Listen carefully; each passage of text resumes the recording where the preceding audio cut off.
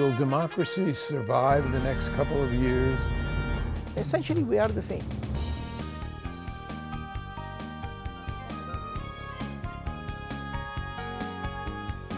There are so many needs that Minnesota has.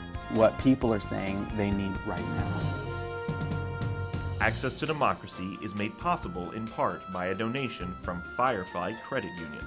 Firefly is the new name of U.S. Federal Credit Union, which has proudly served the financial needs of the greater Twin Cities community since 1925. At Firefly, we guide our members forward and give them the power to chase dreams by delivering the financial solutions they need to get ahead. From checking accounts to mortgages, we'll light the way. We are Firefly Credit Union, and this is life illuminated. By Thomson Reuters, providing legal professionals with intelligence, technology, and human expertise they need to find trusted answers. Thomson Reuters, the answer company. Online at thomsonreuters.com.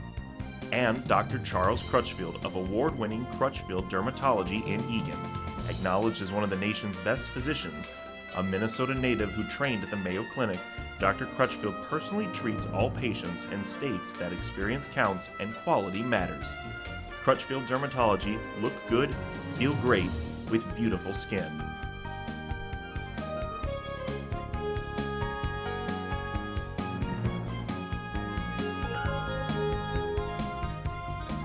Welcome to Access to Democracy. Alan Miller with you with two guests, and you're probably familiar with both of them, Patrick Klinger, a longtime friend, and Bill Robertson, not quite as longtime a friend, who have put together a show called Behind the Game. And it's become an adjunct to our show in that they have shows once a month. And I really thought that it would be interesting to you, number one, to find out a little background about the two of them, which is fascinating, as well as a little bit about the concept of Behind the Game. So, Patrick, since I know you longer than I know Bill, why don't you kick it off? Yeah. Well, Ellen, it's a pleasure to be on the show. Always great to join you.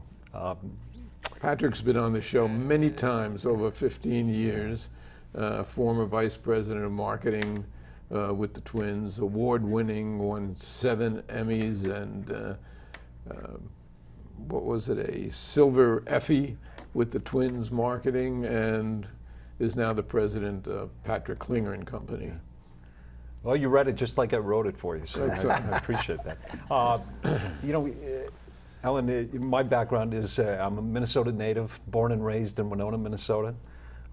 Went to school at Winona State. I was the first in my family to ever go to college. Didn't expect to get into the world of sports, but when I was in college, I did an internship at WCCO Radio. Had a chance to get to know some people with the Twins organization. Next year, I was an intern with the Twins, and that was really the launching pad for my career. I spent most of my career in sports and entertainment. I headed the marketing department at the Minnesota State Fair and at Ticketmaster and the River Center complex in St. Paul before going back to the Twins, where I spent 14 seasons. Left after the 2012 season to launch my own firm, and I've been doing that ever since. Sports and sponsorship consultancy. What is sponsorship consultancy?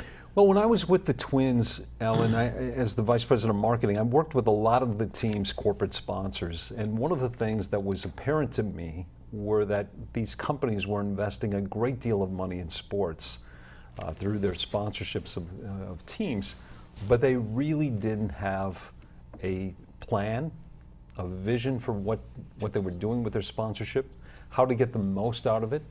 So I went to the other side of the table and am now helping companies that use sports and entertainment as a marketing platform.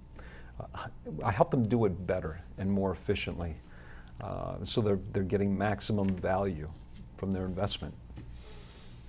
And Bill, who is now the president and commissioner of the Western Collegiate Hockey Association. In fact, you just had a very nice contract extension, and they love you there because the things they said about you at the time that you got this contract extension indicated that you really have made some important innovations in a hockey league that is spread from Alaska to Alabama. And how a college hockey league can do that and how you can keep track of it is beyond me. But how did all this start for you? Well, like Patrick, I grew up in the state of Minnesota. I'm from St. Paul originally, and I would say that the one thing about me was I always wanted to work in sports. If I couldn't play professionally, I wanted to work for a team or an organization that was with sports in some alignment. And I've done that my entire career, whether it's been with the NBA's Timberwolves, the Mighty Ducks of Anaheim, the Angels, the Minnesota Wild. Even when I was at Thunheim Partners as a consultant, I was a sports and entertainment marketing consultant for them. And then the job I've had for 5+ years at the WCHA as the president and men's commissioner has led me to really actually have to run a business and not just do the marketing and communications pieces, but rather oversee the entire business operation. And I think it's served me well, and I've enjoyed every minute of it. It's not easy, but it's a labor of love. Obviously, you have served them well because they certainly feel that way. But you were also an athlete. I was. You had to be an athlete because of the three of us, I don't know of anybody else whose picture is up on the wall of a well-known St. Paul restaurant. Well, that's true. A lot of people still don't believe that actually happened, but it did happen. I love the game of baseball like I do hockey, but baseball was my love growing up, and I attended Cretin High School and thought I was going to play professionally. I wanted to be the next Paul Molitor coming out of Cretin, and I found out that I couldn't hit a major league curveball as well as I thought, and so I thought the next best thing for me was to get involved in sports in some form or fashion, and working in I'm a relationship person, as you can probably tell, and working in public relations and communications area was really well suited for me, and I've enjoyed all my time in all the sports I've worked in.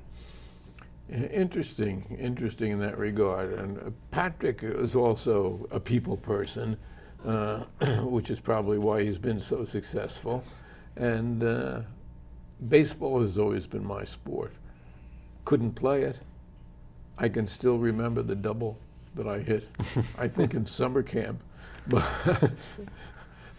you know, it never went that far. But in high school, I managed all the teams.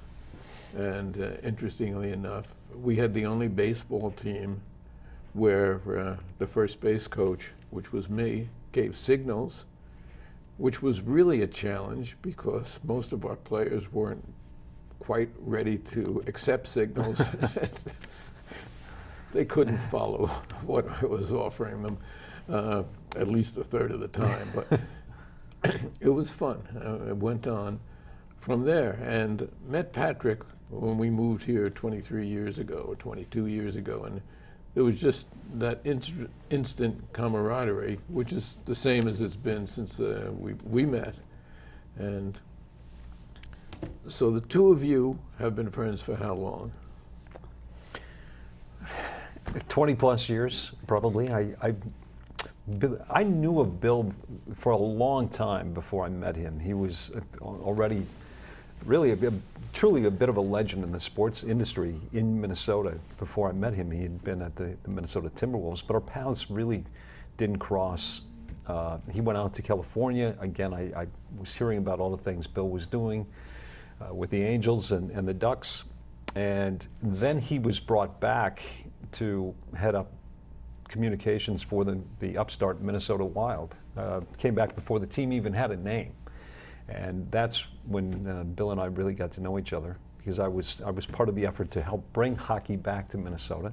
We became fast friends and have been ever since. And someplace along the line, and of course you appeared many times on Access. You have not appeared that many times on Access, but over the years, the two of you got together and said, hey, let's put together a different kind of sports show that fans will really get a chance to see something that they don't see. I mean, they see the interviews all the time. It bothers me no end to have just sound bites.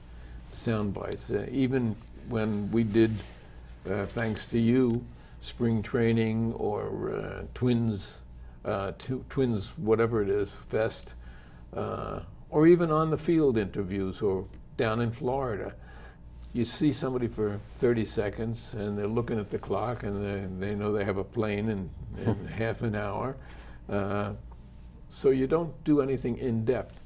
Now you come up with this concept where you're really doing interviews in depth of behind the game sports figures. So tell us how that came about. Well, I mean, I give Patrick a lot of credit for that.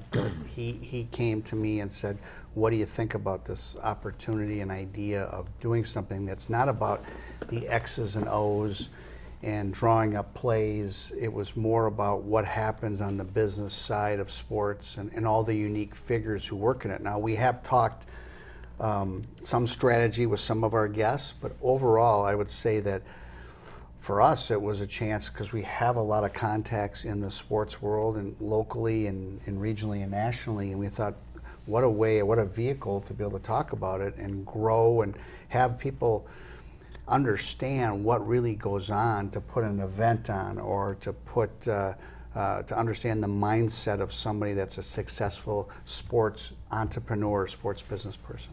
And of course, with your contacts, as far as I can see, you know everybody in the sports world between the two of you. And little by little, everybody in the sports world is coming in here.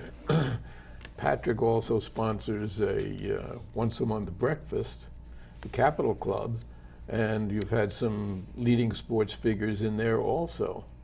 And I've been to a few of them and seen some interesting people, and people like Paul Molitor, who doesn't show up every place for an interview. Yeah, we've been very fortunate, Alan, to get some terrific guests, and I think part of it speaks to the longevity of our careers. Maybe we've just been blessed to meet a lot of people who have been very gracious with their time and willingness to come on the show and come to the Capital Club as well. And that program follows really the model that we've created with Behind the Game, in that we ask our guests who are notable sports figures to not talk about sports really. We ask them to talk more about their journeys and how they put together successful teams, how they overcome obstacles, how they motivate people, how they balance talent with character. Might have somebody on the team who's tremendously gifted but could be a cancer in the clubhouse. How do they work through those things? So whether it be on Behind the Game or at the Capital Club, as Bill said, you're not going to hear a lot of X's and O's. We don't want a regurgitation of last night's game or where the Twins are in the standings. It's really about how the games that we love so much come to life. Speaking of last night's games, now you see the Pioneer Press, who was an earlier interview today, Mike Burbach, has gone out and hired a female baseball writer. That would have been unheard of probably 10 years ago. Yes, there have been women who are working usually in an ancillary capacity at these games, but not broadcasters, although I think there are now one or two, or sports writers. But here's Betsy Helfand, who he told the interesting story about how she interned at the Pioneer Press and really enjoyed her internship and showed talent. She is now a young woman who is the sports writer of the Twins for Major League Baseball. And that's part of what you say about the changing game. Well, there's no question that the business part of sports, there's more and more women getting involved in sports, whether that's writing about it, the broadcasters as you're seeing on television, the influx and the changes from gaming, the strategy of gaming, that's a whole nother area. Sports is not the same as it was 10 years ago, as you stated eloquently, but it's changing on the fly, and we have to be able to adapt to that in this type of environment and show that we're putting on, is to have the guests that are making these types of decisions about why would they have a beat writer who was an intern and moved their way up the ladder, or why would you not want to manage anymore a baseball team because it's the game has changed so much. Those are kind of stories we want to get out of these guests. And those, like the story you just had a guest, Angelina Lawton of Sports Digita, is a woman who is really on the cutting edge of what's going on in the sports world today in terms of, I can't get used to algorithms. I can't get used to some of the things that are going on, the Moneyball type philosophies. But the fact of the matter is, my generation has passed. This is the in generation, and this is the way it is. And here's a woman who has gone forward into the digital age. Yes. and made a tremendous success of herself in a short period of time, and the changing face of sports. Well, the good thing is that Patrick and I can sit down either over email or over a phone call and say, here, let's talk about who are the potential guests for the next few months, who are the newsmakers, so to speak. And he's got the great thing is it's like a ping pong game. He can bounce an idea, I have another idea, and then we go back and forth, and there's never been any friction between us to say we should have this guest or this guest. We just say let's have them all. Basically, that's how it works, and that's a good thing. And you've had some incredible guests, including certainly Mark Rosen, who just retired and is one of the premier sports announcers, sports caster even at times, and he doesn't make himself available to other medium. But he was here for a half an hour, and you had a great interview with him. Yeah, we've been really fortunate, Alan, to have people like Mark Rosen, Tom Kelly, Maureen Bausch, Kate Mortensen, Angelina Lawton, Charlie Walters, Kevin Warren from the head of the Vikings. All have been willing to give their time to come and talk about the business of sports. And I think part of what intrigues them is that we're not asking them to talk about the X's and O's. I think for them, quite frankly, that gets a little boring too. I mean, Bill and I have been in this business for a long time, and I think that's the side of the business for me that after a while can get just a little uninteresting. But I love the backstories. I love to hear how Kevin Warren, as an African American child growing up, I think in Canton, Ohio, rose to the top, the highest level position with an NFL team. His journey's remarkable, and we've been able to share that here on Behind the Game. To be able to just do that was for Mary's benefit. It's, just to let her I thought know. you were giving the touchdown sign. No, that I would do this. I had an interesting career as the head referee of a little league in Long Island years ago when my sons were playing, and interesting how much abuse you can take as a referee. I see it now today. I mean, people seem to be so much more short-tempered than they used to be, and less tolerant than they used to be. But we had our share of it. And well, yeah, I mean, Patrick and I have talked, and I think Tom Kelly, the former Twins manager, talked about this when he was a guest on Behind the Game, is that there are no, video replay has changed the game of officiating in every sport, and it's so much more scrutinized.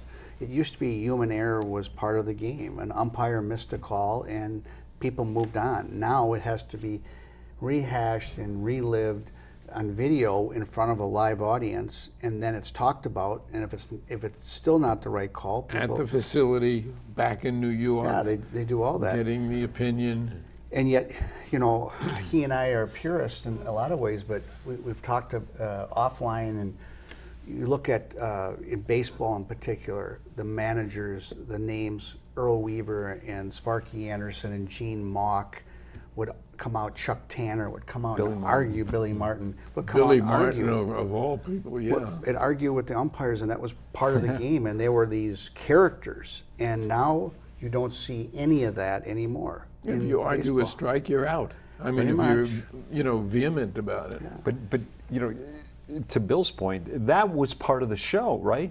You'd see if Yes. there was a bang play, and Billy Martin thought that the umpire got it wrong.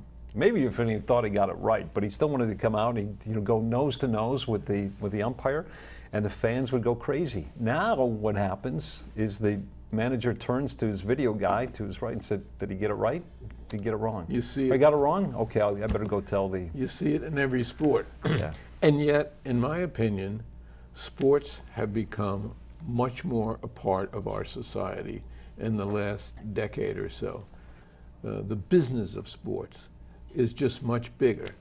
You know, if I had a young child who I was going to direct to go into some field, I would say get involved with something in sports, not only because you'll enjoy it, but also because it's where you can really make a good living and in an entirely different way than sitting behind a computer.